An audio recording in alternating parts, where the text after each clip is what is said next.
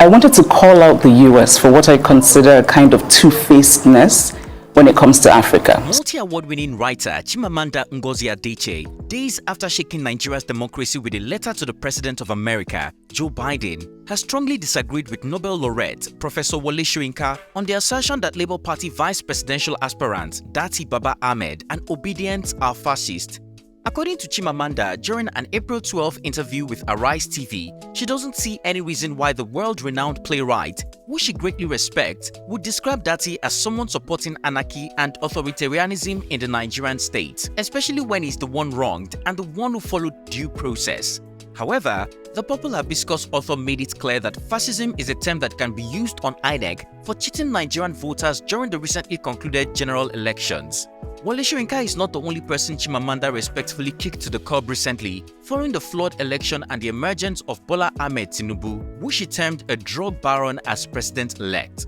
Only a few days ago, the globally acclaimed feminist dragged the US and the US President, Joe Biden, asking why Americans keep congratulating the winner of Nigeria's election in February. Chief Adichie warned that lawlessness has consequences, but if Biden recognized Tinubu's presidency, it would tarnish America's self-proclaimed commitment to democracy and legitimize an illegitimate process. Nigerians are reacting and asking if Chimamanda's take on the highly flawed general election can influence positive outcomes ahead of the president-elect swearing in May. I don't think most people in Nigeria really care about ethnicity as much as they care about having a country that works. We want good leadership. We want the hospitals and the schools and the roads to be good. Hello guys, it's T-Code here for African Glitz.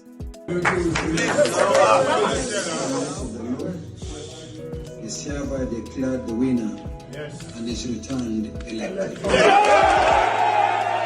It's no secret that the 2023 general elections are extremely flawed, and the winner of the February 25 presidential election, Bola Ahmed Tinubu, has been rejected by the people as INEC's elected rather than president-elect.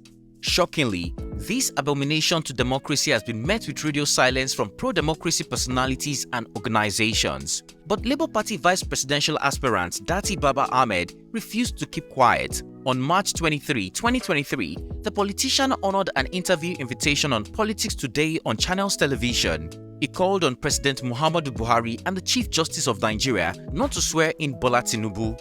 According to Datti, declaring Tinubu a winner and issuing him a certificate of return was against the constitution, and whoever swears in Tinubu has ended democracy in Nigeria. He said, "Mr. President, do not hold that inauguration. CJN your lordship. Do not partake in unconstitutionality. I am taking this for the sake of my country. Yes, it is extreme and I am saying it. It was more extreme for Yakubu, INEC chair, to issue that certificate of return. It was reckless. He is putting all our lives in danger. All of us. I am telling you that on May 29, 2023, swearing Tinubu as this result is, you have ended democracy whoever you are. You cannot swear in people who have not met constitutional requirements. If you do that, you have done something unlawful, something unconstitutional. And I am repeating it. Whoever does not meet the constitutional requirements must never be sworn in. You said my name. If you like, I can say it again. I am Datti Baba-Ahmed." As you must have guessed, Datti's declaration sparked lots of outrage. First, the National Broadcasting Commission fined Channels TV 5 million naira for not censoring such a comment they deemed inflammatory, followed by Nobel laureate Wole Soyinka, who condemned Datti Baba-Ahmed. In a letter he published on April 4, 2023, titled "Media Responsibility in a Time of Civic Uncertainty," the multi-award-winning playwright denounced Datti's statement as unbecoming. Wole Soyinka further described Datti as a fascist and compared his style of democracy to that of Donald Trump. Fascism is a system of government led by a dictator, which typically operates by violently suppressing the opposition and critics. The term was found as far back as 1915 by the famous Italian dictator Benito Mussolini, but today is used to describe anti-democracy and authoritarianism.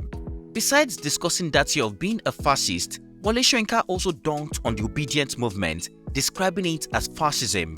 According to the renowned writer, Obidients are unruly and threaten the totality of social existence in Nigeria.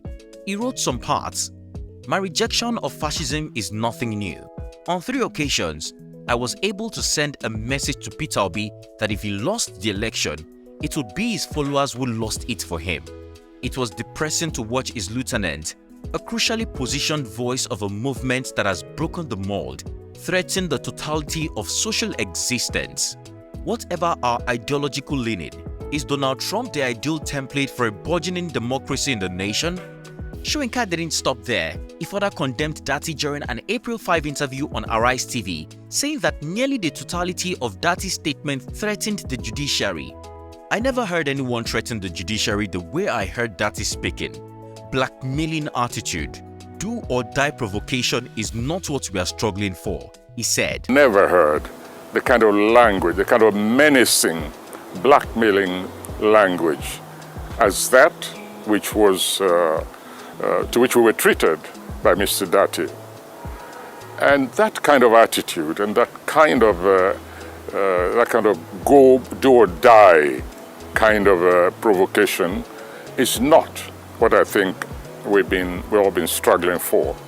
These further triggered Obidients, who pounced on the notable professor despite all his laurels. And Soyinka didn't back down either. In a follow-up interview with Channels TV, the playwright further accused Obidients of fascism due to their claimed inability to accept constructive criticism as a badge of honor. By the way, I do agree with Seun Kuti. Obidients is one of the most repulsive, off-putting concussions I ever encountered in any political arena. Some love it, however. And this is what freedom is about: choice, taste, free emotions. He added. While Soyinka was busy dunking on those he considered the bad guys, another notable writer, Chief Odelua Chimamanda Ngozi Adichie, went after the people she had high hopes of returning sanity in Nigeria. On April 6, 2023, the Purple Hibiscus author published a letter addressed to America's President Joe Biden on Nigeria's hollow democracy. Chief Adichie questioned why Americans keep congratulating Bola Ahmed Tinubu, the winner of Nigeria's February 25 presidential election, when he's a drug baron convicted in the US, despite the flawed election. The renowned feminist wrote that since the end of military rule in 1999, Nigerians had had little confidence in elections. However, when the 2022 Electoral Act was passed in 2022, it changed everything. It gave legal backing to the electronic accreditation of voters and the electronic transmission of results, in a process determined by the Independent National Electoral Commission (INEC). The chair of the commission, Professor Mahmood Yakubu, assured Nigerians that votes will be counted in the presence of voters and that a photo of the signed sheet would immediately be uploaded to a secure server. When rumors circulated about the commission not keeping its word, Yakubu firmly rebutted them. In a speech at Chatham House in London, a favorite influence burnishing haunt of Nigerian politicians, he reiterated that the public would be able to view polling unit results as soon as they are finalized on election day. She wrote, "Sadly, the election was marred by irregularities that saw many disenfranchised, yet Mahmood Yakubu declared Tinubu president-elect. The aftermath is now that rage is brewing among the youth. Rage is brewing, especially among young people. The discontent, the despair, the tension in the air have not been palpable in years," she wrote. Despite this, Chimamanda said she was shocked to see the US State Department congratulate Tinubu on March 1, 2023. For this, she called the US two-faced, stating that they agreed that the process was flawed, yet described it as a competitive election that represents a new period for Nigerian politics and democracy. You cannot criticize African countries for being undemocratic while at the same time endorsing something that is quite self-evidently undemocratic. The Half of a Yellow Sun author further noted that Nigerians have been protesting the election and APC is now uneasy about its victory, leading them to accuse the Labour Party of treason. Further, the 45-year-old renowned writer said she supported Peter Obi because she believed in him and hoped he would win, but she was prepared to accept the outcome of the election if it was free and fair, but it wasn't. Knowing how much hope and trust that Nigerians invested in this election, knowing that Nigeria is a low-trust society, means, I think, that if people really are sincere and there's really nothing to hide, then you make an extra effort to go out and explain to Nigerians what happened. Chief Adichie then warned that it would tarnish America's self-proclaimed commitment to democracy and give the shine of legitimacy to an illegitimate process if Biden recognized Tinubu's presidency. Days after, the letter went viral and got many people reacting, including FFK, who via his Insta story described the letter as a shitty little submission in a shitty little letter written by a shitty little diva. FFK said Nigeria doesn't need any lesson from Chimamanda women we called overrated and egocentric new age diva, telling her to stick to writing fairy tales. Chimamanda did not reply FFK's reaction. However, he kicked well-respected Wole Soyinka to the curb following his assertion that the Obidients are fascists during an interview with Arise TV on April 11. I have a lot of love for Professor Soyinka. I admire him, I respect him as a thinker, as a writer. Speaking on the topic that has stirred up debate on the internet, Chimamanda disagreed with Soyinka, claiming that the word fascist is very harsh. I think fascist is a really strong word. Fascist actually often makes me think of Mussolini's Italy. According to her, fascism can be used for the Independent National Electoral Commission, INEC, but not Datti and the Obidients. She said, "I have a lot of respect for Professor Soyinka, but I disagree very strongly with him on this issue. Fascist is a very strong word, and I don't see any reason why Dr. Datti's interview was termed that way. Fascist can be used for INEC because many Nigerians feel cheated and gagged. With all the violence that occurred during the elections, that is fascist." Fascist is all of the violence that happened during the elections. Fascist is the way that some people remain silent about that violence.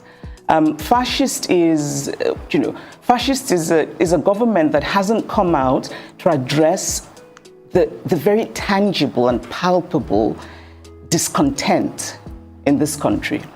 I think that, and when I say that we can use fascist for INEC, what I mean is the fact that, so many of us, including myself, are convinced that this was not in any way technological glitch.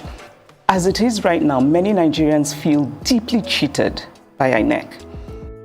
The multi-award-winning Nigerian author further accused APC of playing tribal politics and then tried to accuse the Labour Party of doing the same. Tribesman is such an outdated and strange expression, which I think also says something about whoever is using it. That kind of accusation is a practice of what psychologists call projecting. You are doing something, but you accuse someone else of doing it even though they are not. I did not support Peter Obi because he's an Igbo as I am, she said. There are many other Igbo men who I admire and respect, and I would never vote for them for president because I just don't think they would make good presidents. And so my support for Peter Obi is actually rooted in real things. It's rooted in my faith in his ability. Since Chimamanda's public disagreement with Wole Soyinka's assertions on Datti Baba-Ahmed, Obidients and Labour Party aired, the notable writer has become the hero of ordinary Nigerians, but not the opposition party, who seem to be working tooth and nail to legitimize their victory on the February 25 polls. It's really important to tell the story of what happened. One of my favorite poems has this line, it's by Robert Lowell, and it says, "And yet, why not say what happened?" So I wanted to say what happened. And what happened is that this was an election that was really unforgivably flawed. And there's evidence for that. And I felt it was important to say that. This begs the question, will Chimamanda's take on the highly flawed general election influence positive outcomes ahead of the president-elect swearing in May? Also, was Wole Soyinka wrong or right to condemn Datti and Obidients and call them fascists? Was Chimamanda right to disagree with Wole Soyinka publicly? Lastly, if Labour Party and Obidients are not fascists, who then are the fascists? I think that Professor Yakubu had an opportunity for heroism, and I think he wasted it spectacularly. I also think that the President Buhari, missed an opportunity for heroism, maybe his last chance at heroism, because Nigerians do not feel that I think Nigerians felt before the elections that he meant well and meant Out of to time. support credible elections. I don't think many Nigerians think that now. Share your opinion in the comment section down below. If you found this video informative, please comment, like, and share. Also, don't forget to hit the subscribe button to be notified every time I upload a new video so that you don't miss out. Thanks for watching and see you on our next one.